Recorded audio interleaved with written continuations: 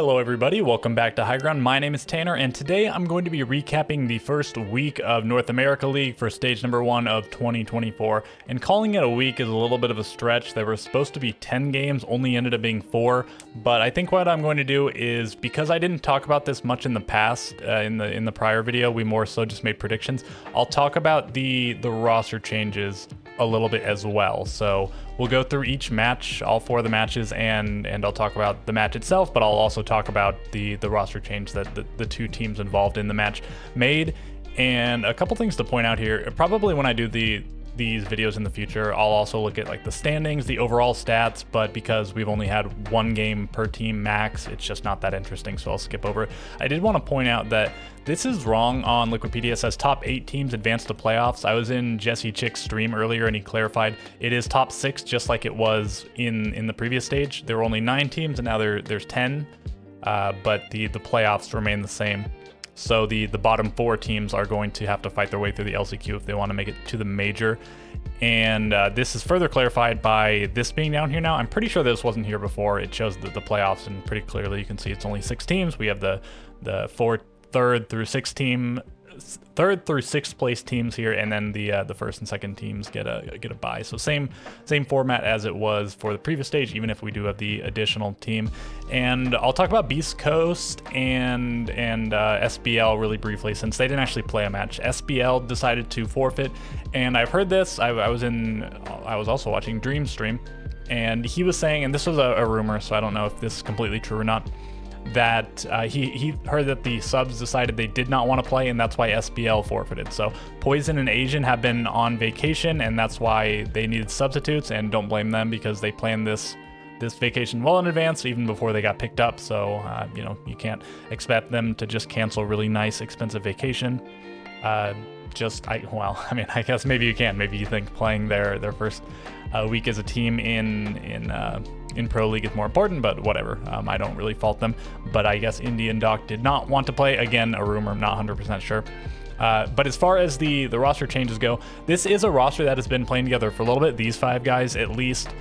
Asian coming over from Luminosity recently, Rice from DarkZero, Spiff from, I guess, Parabellum, before that Astralis, and Poison and Nick to make their T1 debuts whenever they do end up playing. But these guys have been playing in T1, or T2, T3, whatever you want to call it, because, you know, T2 is not really a thing anymore. They've been playing together in that tier for a little bit now as this stack. And on the other hand, Beastcoast, completely new team. None of these guys have ever played under Beastcoast, nor with any of the other players on this roster. They've never played together at all. And these are a little bit the leftovers from teams. Gaveni coming from DarkZero, Gunner from Sonics, Hot and Cold from Space Station, Spirits from M80, and Diffuser, the only one that hasn't played T1 before, going to be making his debut, because again, they have not played a match. The first day's matches were postponed. The second day's match for these guys at least was a forfeit win. So yeah, let's get into the actual matches now. So we'll start with Wildcard versus M80. This was the very first game of the stage for North America, as well as for these teams, of course. Wildcard, they get off to a good start. They go up 3-1, and I don't want to talk too much about the meta. Yeah, SI was pretty defender-sided, and then I think it became a little bit less so the farther we got into the tournament, because the bad team, you know, quote-unquote bad teams that weren't very good at attacking, they got eliminated, and so the better attacking teams remained. Maybe it brought up the average a little bit. I didn't actually look at the stats that closely to confirm that, but I think that's what happened. Anyways, I think it's fair to assume that almost every map, if not just every map, is at least slightly defender-sided. Even Chalet and, you know, maybe like Border, traditionally attacker-sided maps. So you probably want to get at least 3 defenses on a map like Chalet, if not 4. Wildcard, they go up 3-1, so looking pretty good. Hopefully win 1 or maybe even 2 next rounds, but they don't do so. M80 wins the next 2, and then they keep it going. They push it all the way to match point. They're up 6-3, and then Wildcard finally gets around, but then M80 close the door on them before they even have a chance to really fight for overtime. And yeah, as far as the roster changes for these guys, it's hard to talk about for M80 because it's basically a new team. Yes, Kino and Spoit were playing together before. Kino sort of got dropped for SI. He was benched, but now he's back on M80. Interesting turn of events. But so I guess you could say Citizen, Cameraman, and Noodle are new to the roster. But really, I'm just going to call this a new team. And so not much to talk about compared to other teams like, say, Space Station or Oxygen that made more traditional roster changes. You know, picked up 1 or 2 new players to add to a pre-existing core. On the other hand, but I guess talking about them just a little bit, interesting that it's 2 Brazilian players, Kino and Cameraman. At this point, and Kino's basically NA, he's always played in NA, never played in Brazil, even if he's from Brazil. So whatever, you know, he is Brazilian, but he's basically an NA player. And then 3 European players. So Citizen, Spoit, already having played in NA, Spoit on M80, obviously, Citizen on Sonics, Noodle making his North American debut, played in Europe, played in the MENA region, now coming over to NA. And the map choice is an interesting one. So Chalet feels like one of the last maps that I would want to take a team to that sort of feels thrown together like M80. It's a lot more of a scrappy map, and I feel the same way about Border. But what gives me a little bit more confidence in Wildcard's decision, they banned Border first. Like, Border is the one map you do not want to take a team like this to. Even if Chalet's the second most, it's a little bit different. I guess they thought they were good on Chalet. Maybe they thought M80 would be bad on Chalet, but I suspect probably it was more so Wildcard is, for whatever reason, comfortable on Chalet. So that's where we go to. I think I would have liked to have seen another map from these guys, obviously after the result, but what are you gonna do? I don't know why they picked it exactly. They must have just felt good on it. Nothing more to say there. Talking about the roster for Wildcard though, these guys were playing together under the Scammers org for a little while. They had Slothy rather than Bosco, so that's the one roster change they made, but that was made a while ago. Yes, this is Bosco's T1 debut with this roster, but again, they've been scrimming together for a while, so I was a little bit confident in them. I thought they would take this. As far as my predictions go, I guess I'll talk about when we get to each game. I did predict Beastcoast over SBL. I guess that doesn't really count since it was a forfeit. Maybe if my predictions go really poorly, maybe I'll have to count it, but I predicted that one. And then on here, I went Wildcard. And honestly, I felt like the 2 difficult ones to predict for the day were Wildcard M80, which unfortunately I got wrong, and then Sonic's DarkZero, which we'll talk about when we get there. Yeah, I just thought Wildcard as the more established team, having scrimmed together for a while, even if M80 looks like a pretty talented roster, I thought Wildcard would be able to manage it, but I mean, no, they weren't good enough. M80, they didn't win super decisively. They were pretty shaky at the beginning, but they really cleaned up and won a bunch of rounds in a row and won, didn't even need max regulation. So I guess I got a little bit off topic. I was going to talk about the roster change, but again, not a big change. You bring back Bosco, who I pray has a decent season. He had a decent game here. But yeah, you bring back Bosco, one of the North American GOATs, one of the sort of legends of the game. Won an Xbox SI, won a PC SI. Good, great stuff from him in the past. Hasn't been phenomenal, or what wasn't phenomenal after that, but he was always a very solid player. I guess him and the rest of Space Station, they never just reached those same heights. But anyways, it was a really promising change. Bosco and Rampy reunited, and then if both or even just one of them comes back to their former glory, and then Kansan has been a really strong player for this roster, and even when he was on Sonics, he's just been a really strong player in T1 the whole time he's been here. Spiker's still a lot to prove, and Vertical, I think, also sort of fighting against the wash allegations, so maybe this team will come together going forward. I think they do have potential, but you can say that about a lot of teams. Potential, one of those really big buzzwords. Move on to the next game. We have Oxygen versus Los. And I was watching this one, and then I had to leave partway through. I think the score was like 2-1 in favor of Los, and it was looking really bad for Oxygen because, yeah, it's only 2-1. They were only down a round at that point. But the 2 rounds that they lost were the bottom floor bomb site. They lost the laundry bomb site twice, and that's probably the strongest defender site in T1 play. So that's one you don't want to be losing. Certainly don't want to be losing it twice, but they really cleaned it up. They were Los were up 2-1, but then they only won 2 rounds for the rest of the game, whereas Oxygen won 6 more. So yeah, again, they really cleaned it up. Diaz was the MVP for not only this match for the day, went +9, +2 on entry, great stuff from him.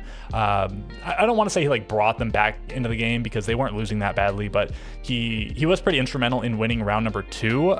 This was a close-ish round, and had Los managed to displace him or even just kill him from his position that he was playing in, this might have been a different round. So good on him here, and then good on him obviously for the rest of the game. 3 kills in this round, but 10 in the rest of the game. Yeah, as you can see here, Oxygen loses this one pretty handily, but then the other time they went to the basement bomb site, it was a close one. Legacy had to clutch a 1v1, but they still got it done. But then Oxygen, 3 more rounds on the defense, bringing it to a 4-2, probably the minimum. You probably feel a little bit shaky if you go 3-3 after your defensive half on Oregon, but 4-2 is fine.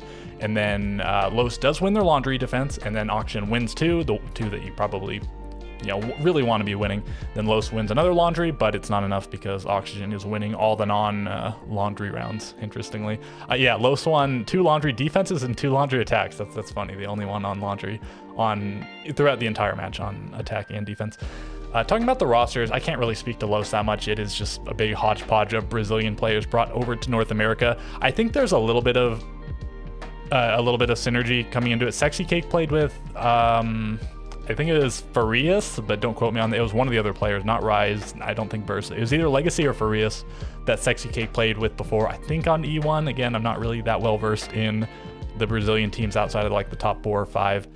Rise was on Los on the roster, and then he was their analyst for a while, and now back on the playing roster. And then I think Burst, I don't know, one of the players I think might have been on the Los 1 Academy team. So not completely just absolutely smashed together, but a little bit in that way.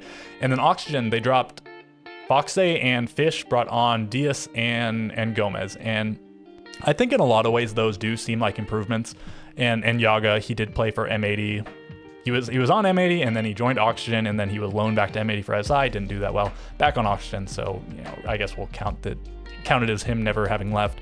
Yeah, Diaz and Gomez. So really solid players, historically quite good on M80. I think Gomez for a while wasn't great, but he really picked it up in the last, year or so. Diaz has generally been pretty solid, if a bit baity. The one question for this team with the departure of Foxe, this very legendary leadership figure, is who is going to take up that mantle, and it ends up being Dream. I was in his stream earlier, and he was saying, I already said that, but I was in his stream, and I asked him, I asked him about how they were feeling after the laundry defenses, and he said, let's get our stuff together. We're gonna go this bomb site and win. And he sounded like they weren't down that bad about it. He definitely felt like they could bounce back. But somebody else was asking about who was doing the IGLing, and I was sort of interested to hear this. And the answer was that Dream is the main IGL, but that Gomez and Yaga also help quite a bit with the calling, which makes sense. My understanding was that Dream was the main IGL, but I wasn't sure who was sort of supporting him in that role, and I guess it is Yaga and Gomez. So if the leadership is figured out, I think just in terms of firepower, Diaz and Gomez seems like an upgrade to Foxe and Fish. So good changes. I think a lot of people are really underestimating these guys, and we'll see if they are not underestimating them, if they are correct in their predictions. But I've seen a lot of people putting these guys at like 6th or 7th or something. I had them at 3rd, so maybe I overrated them, but they look good so far. We'll see how they fare against a team like Sonics or SSG or one of those teams. Okay, anything else to talk about here? I don't think so. We'll move on. Let's go to the 3rd game, Sonics versus DarkZero. And I thought this was going to be the best game of the day. On paper, it definitely was, because Sonics versus DarkZero usually is really close, really exciting games. Sonics has had their number recently a good amount, except DarkZero won their most recent encounter before this. It was a close one. It was like 8-6 I guess I can pull it up here. If I go here and then go to head-to-head, it'll show me. I don't know if you guys know about this, but this is a pretty cool feature on Liquipedia that you can look at the direct head-to-heads between teams. So yeah, Sonics versus DarkZero. This is the one that just happened. Sonics won it pretty handily, but before that, in Atlanta playoffs, yeah, DarkZero, the playoffs is what they call the Swiss stage. DarkZero took it 8-6, but the 4 before that, Sonics won, and they're usually really close. You have an overtime here, you have map 3 here, you have max overtime here. This one wasn't close. And then you have another overtime here, and even the one before that at SI 2023, not the most recent SI, but the one before that, it was a map 3 max overtime. So usually pretty exciting. Again, a few exceptions, but as a lot more Sonic wins recently. And again, these are the last 5 before this one. Sonics has 4 of them, and then DarkZero another one before that, but then the next 2 go Sonics, and then 1 DarkZero, 2, so more in favor of Sonics historically, starting at a point. Back in like 2021, Sonics could not beat these guys. But after that, Sonics have definitely been winning in the head-to-head. So back to CGG here. Sonics won this very decisively. This was the most decisive game of the day. Well, Beastcoast versus SBL was a forfeit. I won't really count it. Of the games actually played out, Sonics destroyed these guys. Surprisingly, I predicted DarkZero, so that's my bad. I got the two hard ones wrong, and you know, predicting best of ones, especially on the very first day of a stage, is just a really big coin toss. I gave it to DarkZero because their roster is a little bit more established. They played with this 5 at SI, whereas Sonics just picked up Merc and Adam post SI, so they're not as experienced as a 5 stack compared to DarkZero. So they play on Clubhouse, and we see 2 Clubhouse plays. We'll see the next match also on Clubhouse. So we got a Chalet, an Oregon, and 2 Clubhouses in the first day. And great stuff from Sonics. Geo with a big clutch. And I think on paper it looks like a bigger clutch than it really was. Bolo really fumbled the bag. So it was Ambi and Geo 2v3. They're on defense, and the attackers have already planted in cash. Ambi gets killed, and right as he gets killed, Geo downs one of the attackers. So he's in a 1v3, but really it's a 1v2 because one of them's downed. And then he gets another kill, and then he finished the down guy. So it's a 1v1 against Bolo. Bolo's in construction, and he drops the hatch. I don't know if he didn't mean to do that. I don't know if he thought that he had a play from below, and he was going to shoot him up through the floor. And I'm not sure if Geo being Clash messed this up because he was defusing with the shield on his back. It just seemed like Bolo should have just not dropped, just waited a few seconds, and then he would have had the free kill on Geo because he started defusing with like 10 seconds left or something. So big misplay by Bolo, you know, good clutch by Geo, really helping his stats out here. The 1v3 clutch really inflates your CGG rating. But still, he goes +1, no entries. Always like to see no entries from a support. From the supports and all the entries from the entry. That's how it's supposed to be, you know, Merc and Ambi getting most of the entries. 2-0 by Adam. Let's talk about the roster changes. Adam and Merc both played on Wildcard last stage, now coming over to Sonics to replace Citizen and Grixer. I think to a lot of people, it feels like on paper that these are downgrades. Citizen and Grixer are really phenomenal players, but they've definitely been known to be more of passive players, even baiting a bit at times. I don't think anybody's really ever accused Merc of baiting, and Adam's still a new player, but he definitely impressed in his time on Wildcard. Also called more of a passive player, a little bit of an angle holder, but still relatively new, still a lot of time to be molded into any given fashion. And again, it was a pretty short match, only 9 rounds played, but it looked like he was making a few plays. He was really slotting into the play style that they want to play. You know, Merc, aggressive player, Ambi, aggressive player, Rexen, aggressive player, and then Adam, again, player in question. And then Geo, I think, can also be really aggressive. He's been playing support for quite a while now, but I don't think he's really a natural support. He's, you know, wants to get aggressive, especially on defense. When he was on TSM, a lot of times he was not the anchor player. It was Chala playing the smoke and whatever, where Geo was playing, he was getting a little bit active sometimes, playing some Jaeger, a lot of times in some death spots. I think the biggest one I remember is like the top of the stairs, top of library stairs on Chalet. And I guess that's not always a death spot because you lose the shield and you fall back, but sometimes you play for your life, whatever. He would play a lot of positions like that, not necessarily just anchor on site. And it sounds like they want to go back to that a little bit. I was hearing that Rexen might be taking up some of the breach. Yeah, he's playing Ace here, but we'll have to see them play a map that's not Clubhouse because it's really hard to discern. Ace might be your main hard breacher a lot of the time, but he just throws a Selma and he starts playing with his gun. Geo did play Thermite a non-zero number of times, so I'll be curious to see if Rexen actually plays Thermite on other maps like, I don't know, Skyscraper or something. We'll have to see. Just got to see more from these guys. They look phenomenal in this game, but I do think part of that was DarkZero being pretty shaky. NJR was like 0-6 or 0-7. He didn't get a kill for the first like 7 rounds of the game, and then he got 3 kills in the last 2 rounds. So really big underperformance from NJR. You don't expect that from him. Nave, he was their best player. He got 1 kill in round 1, and then he got an ace in round 2. So the first ace of NAL. And then I think he got a kill in round 3. And so for the next 6 rounds of the game, didn't get another kill. So NJR didn't get a kill for like the first 6 rounds. Nave didn't get a kill for the last 6 rounds. And yeah, DarkZero just didn't look they just didn't look ready for it. I don't know. They were just playing badly. Maybe Sonics caught them off guard or something. As for the roster changes, not much to talk about because, again, Nafe and Bolo did play SI with these guys, so they're not new pickups. Nafe has just looked really solid. Bolo looked a little bit shaky, a little bit lukewarm in SI, at least in the groups, but he looked pretty solid in the second part, and I guess it sort of remains to be seen if that will continue or if that was just a Bolo on stage moment or whatever, but I would definitely expect DarkZero to bounce back from this. Maybe somehow they won't end up one of the top teams, but I mean, there's no way they're getting crushed 7-2 by everybody, so we'll see what they do. Okay, let's look at the final game here. Another Clubhouse game. This time it's Luminosity versus Space Station, and this one pretty similar to the last game. It's kind of, oh, I actually didn't mention this. Let me go back.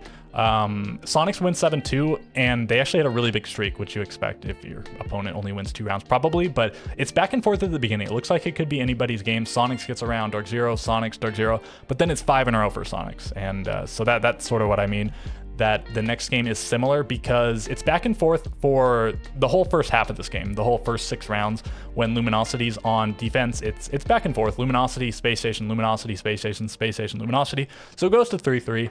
And not amazing. I guess 3 rounds defense Clubhouse, that's salvageable. Luminosity's going to have to pick it up if they want to attack, but they don't manage to do it because Space Station, kind of like Sonics, they get 4 rounds in a row compared to Sonics 5 rounds in a row on the previous map. So yeah, I think Space Station didn't look phenomenal. I don't know what would have happened if they were playing a little bit higher caliber of team on the day. That might not have turned out well for them because in these 4 rounds in a row that they did win, 4 rounds, Luminosity, they had a man advantage twice. I think this round they were up 4-3, and then Fultz jumped out con window to get a 2K to put them in the man advantage. And then one of these rounds, maybe even the last round, I don't know, whichever round of these 3, Luminosity was up 5-3, but then they got 2 picks against them. So it was back to a 3v3. Space Station manages to win it. So yeah, I guess a few inklings of promise from Luminosity, but they're definitely going to have to step up their game. They were playing against, what seems like one of the top teams in the league. So can't feel too bad about this one. And yeah, roster changes, several for Luminosity. Hat and Kixro and Wi-Fi are new. Hat played in the league a little bit before, so 3 players with a bit of experience. Wi-Fi and Kixro both making their T1 debut. Wi-Fi, I think people were pretty down on Wi-Fi for a long time, but he showed some promise recently. We'll have to see what he does with the rest of his time in this stage and then going forward. And Kixro was the one people were really excited about. I think maybe what people wanted was him to join one of the more established teams, a DarkZero, Space Station, a Sonics, whatever, and they do something with his talent whereas I don't want to say it'll be necessarily wasted here, but because this isn't a very experienced roster, it feels much less likely that his talent will be molded in the proper way to make him an amazing player, like we saw with the likes of say NJR, for example, who was a really hot up-and-coming player and joined DarkZero, and now he's just one of the best players in the world, just as an example. So we'll see. He could definitely impress. Same thing with Wi-Fi and same thing with Hat. We'll have to see. Again, Luminosity feels like one of the weaker teams in the league, but still a lot of time to prove me and everyone else wrong. Space Station, they dropped Hot and Cold, brought on Iconic. So Iconic rejoining with Force and J90, and also the the coach call out.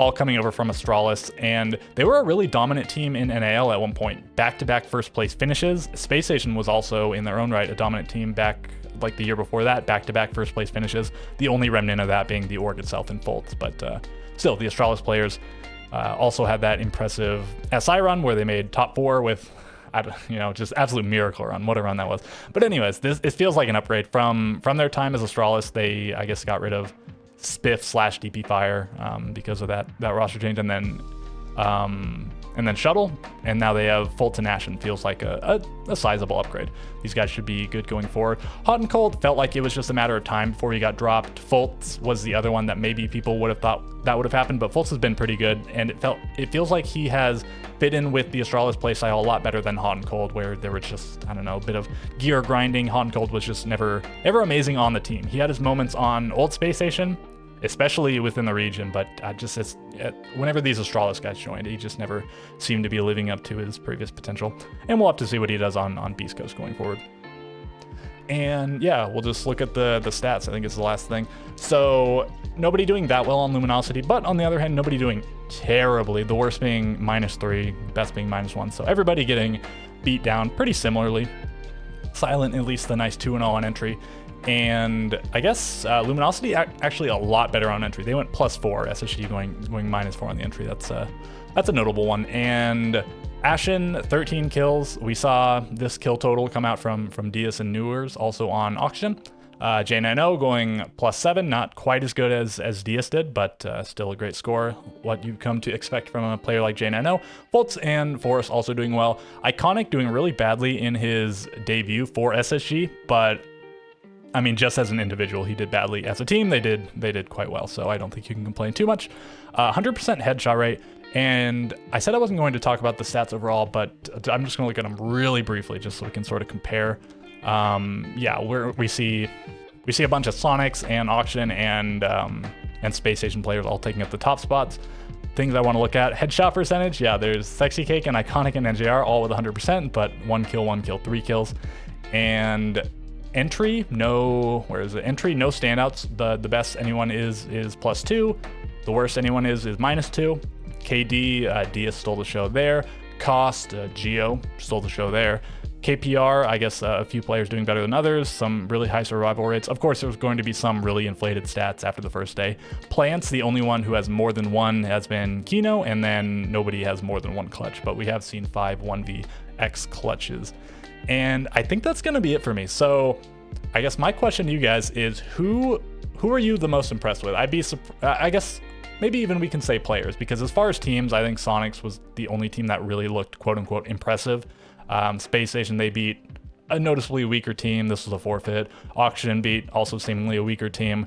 Maybe it's, I don't know. And then these are, well, pardon the my saying so, but 2 wildcard teams. So I think the only team to really be impressed with from day one was Sonics, because of the scoreline and because of the team that it was against. So which player were you the most impressive with? Of course, Diaz did very well, but I think you've sort of come to expect that from him. Did you like Geo's plays? He was getting a bit aquatic, as people like to say, making that clutch on Clash. Or was it somebody else? Kino? I did also want to shout out Kino, because he was sort of dropped from M80, put on the bench, but now brought back to the team proper, and he had a good debut game. No entries, which I love to see from a support. +4 on KD, playing not like weird ops, but you know, maybe expect a bit more of a Habana from this guy than a Ying, but they were on Chalet, whatever. 55% survival rate, and 3 plants. I think the biggest thing from Kino is no entry, +4 on KD, 3 plants. Good job. Okay, but at this point, this video is plenty long, so let me know what you guys thought, and I will catch you guys next time.